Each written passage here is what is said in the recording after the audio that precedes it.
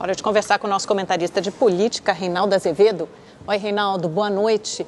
Reinaldo, conta pra gente um pouquinho sobre esse movimento do centro tentando se reagrupar, se reaglutinar. Tem até a ideia de um manifesto liderado aí pelo Fernando Henrique Cardoso em prol de um centro reformista, né? Lógico que tudo isso mirando a eleição. Vai pra frente isso? Boa noite, Amanda. Olha, eu espero que vá para frente sem aqui fazer a escolha de um nome ou de outro, porque está faltando no debate eleitoral um pouco de racionalidade, né? Dia desses, o Ciro Gomes, que é candidato do PDT, até disse uma coisa certa, sinal de que ele se lembra das aulas dele de geometria, né? Ele disse que ele aprendeu na aula de geometria que o centro é uma abstração, é um ponto imaginário, que o centro não existe, né? Eu que fui monitor de matemática, digo, ele está certo, né? Só que depois o Ciro disse, isso que chamam centro, na verdade, é a direita. Bom, se existe a direita e se o Ciro se considera esquerda, então existe um centro, né? Pelo menos no debate político. E esse centro está desorganizado. O que se entende por esse centro? São políticos, são pessoas que têm convicções democráticas, que só aceitam a disputa, que só aceitam o poder definido pela disputa eleitoral, mas que defendem ideias de mercado, por outro lado, né, sem descuidar das questões sociais. Existem essas correntes no país? Existe. O PSDB se identifica com isso, o MDB agora se identifica com isso e há outros partidos. Infelizmente, o debate está, sim, polarizado entre um candidato presidiário, que é o Lula, né? Ele tem 30% das intenções de voto no primeiro turno e venceria a disputa no segundo, mas não será candidato. E, em segundo lugar, vem o Jair Bolsonaro, né? Eu não tenho nenhum preconceito contra o Jair Bolsonaro. Eu só acho que se ele vai, como foi, a uma feira agrícola, ele deveria falar, por exemplo, em financiamento de tratores, ele deveria falar em uma legislação para combater invasões, mas não, ele falou em distribuição de fuzis, não é? Evidentemente não resolve o problema. Então é preciso que se aglutine esse centro. Nesse sentido, haver um manifesto em defesa de uma candidatura de centro reformista parece-me uma boa ideia. Sempre lembrando que o fato de você agregar intelectuais em manifesto, representantes desse ou daquele setor da sociedade, não significa agregar eleitores.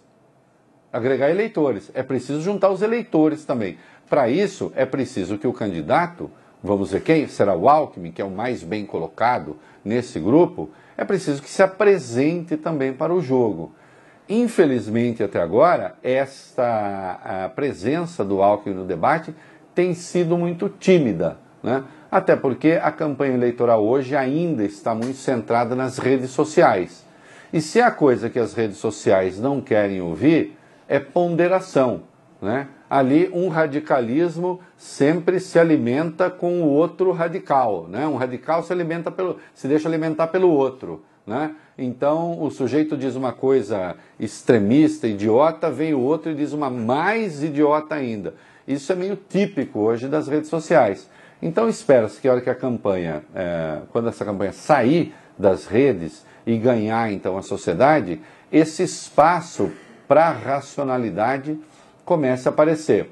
O PSDB marcou um gol nesse sentido, ao, digamos, completar aquela que seria a equipe econômica, pelo menos da campanha do Alckmin. Nós já sabíamos da presença do Pércio Arida como uma espécie de coordenador geral aí da área econômica, e agora se junta o José Roberto Mendonça de Barros e o Edmar Baixa, né, que são dois especialistas, dois professores. Edmar Baixa, que teve um peso relevantíssimo na criação do Plano Real, é considerado um dos pais do Plano Real. Zé Roberto Mendonça de Barros, que já foi secretário de Política Econômica, é professor da USP, um dos maiores especialistas em economia agrícola do país, um intelectual de renome, de peso, né? Então a equipe econômica que o Alckmin está montando, pelo menos para a campanha, eu diria, é a melhor possível, né? É um grupo que não é hostil ao mercado, ao contrário, é um grupo que acredita na iniciativa privada,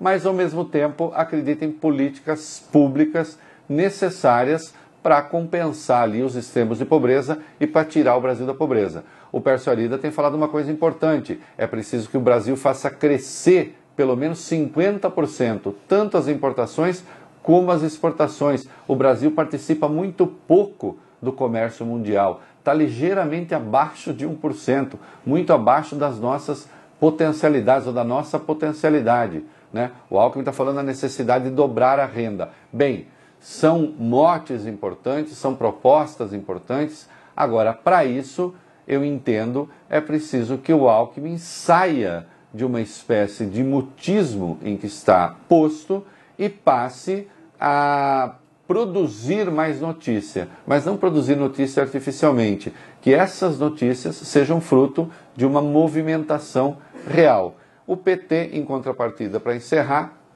resolveu assinar um manifesto, os petistas, todos os deputados, todos os senadores, né, do partido, em defesa da candidatura de Lula.